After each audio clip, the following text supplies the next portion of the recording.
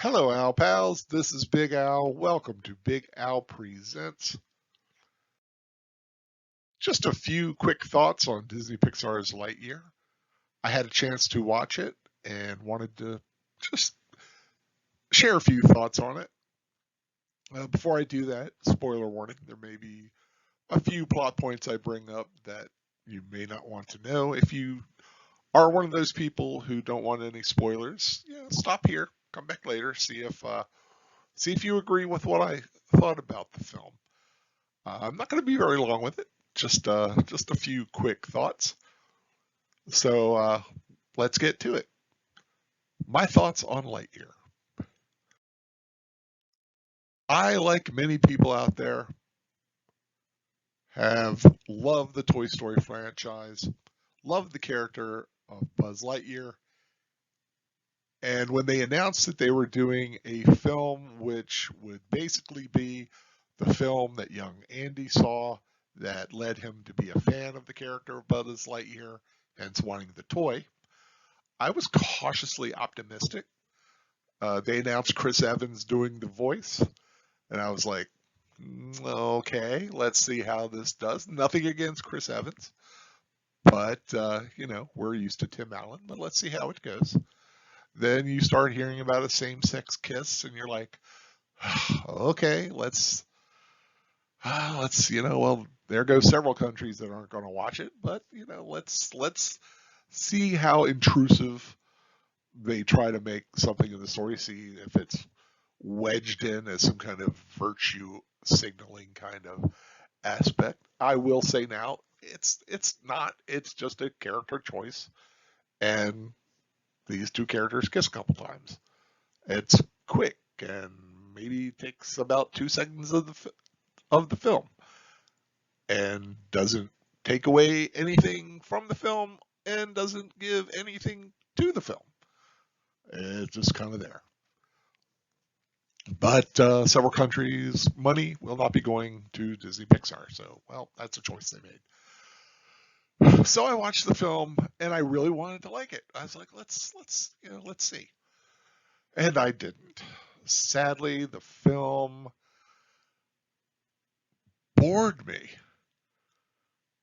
I was hoping for this grand adventure and humor, and it just wasn't there. The story just kind of happens. It's Buzz makes a small mistake that leads his partner and their ship and crew to be stranded on a planet, and they have to try to come up with a new fuel source, and it takes a few years before they can develop it. And in him testing it, he goes to hyperspace several times, which leads to a time dilation, and people on the planet, years go by for them when it's only a short period for him. And so that eventually leads up to him partnering with his partner's granddaughter because of this time dilation.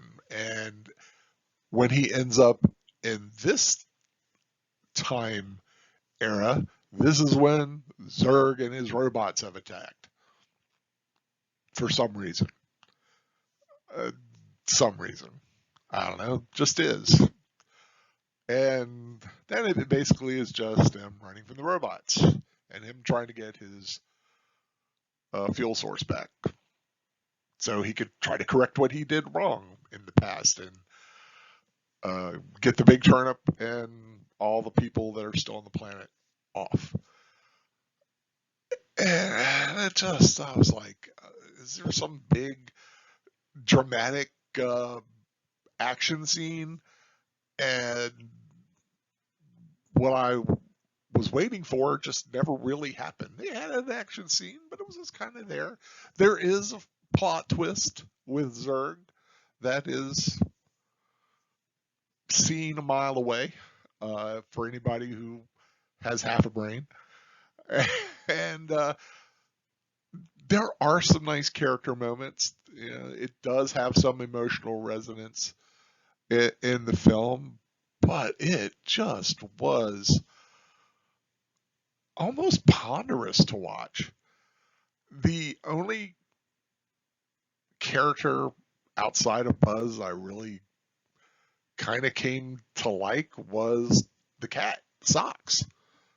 Uh, the the characters that are here sitting in the background, which were part of his eventually like part of his new crew, I found them so uninteresting, and I just I wanted to like it, and I just didn't, and that's odd for me. I know a lot of you out there listening to this. I'm having a hard time doing this review because I'm like I'm trying. Like I said, animation beautiful. Disney Pixar knows animation. I can't fault the voice talent. The voice talent was all fine. Chris Evans did an admirable job at voicing Buzz Lightyear. Except Tim Allen has that comedic timing and intonation that Chris Evans doesn't have. And I know it's not supposed to be this slapstick comedy type of film, but there are moments when he does deliver a joke and it just doesn't seem to land right. Um, Kiki Palmer, Uzo Aduba, I think I got her name right. Taika Waititi, whatever his name is, who seems to be in everything these days. Uh, their voices are fine. I just, like I said, a lot of the characters I just didn't like, and it just fell short for me.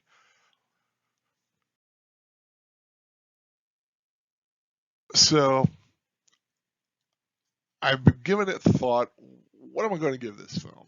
It's not a terrible film by any means. It's just a very, very lackluster film, and I could not go more than 2 stars. Realistically, like I said, the vocal talent is fine. Um, they had James Brolin, and I thought he was kind of. I really wish they'd given him more because I like James Brolin. He was the voice of Zurg slash uh, character that I figured out who it was before it even happened. Uh,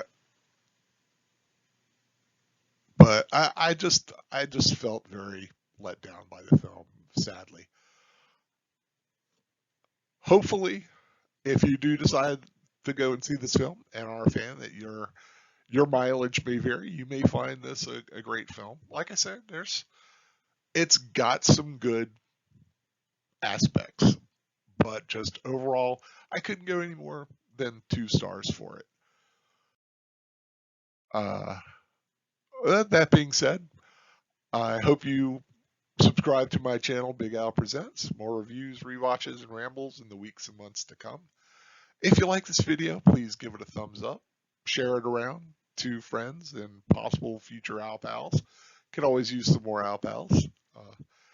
Whatever you do decide to watch, though, tonight or whenever, I hope you enjoy it because that's the whole point of watching entertainment is to be entertained. If you do go to see Lightyear, I hope you like it. I really do. I didn't, sadly, but that's on me. I hope everyone takes care, and until next time, goodbye.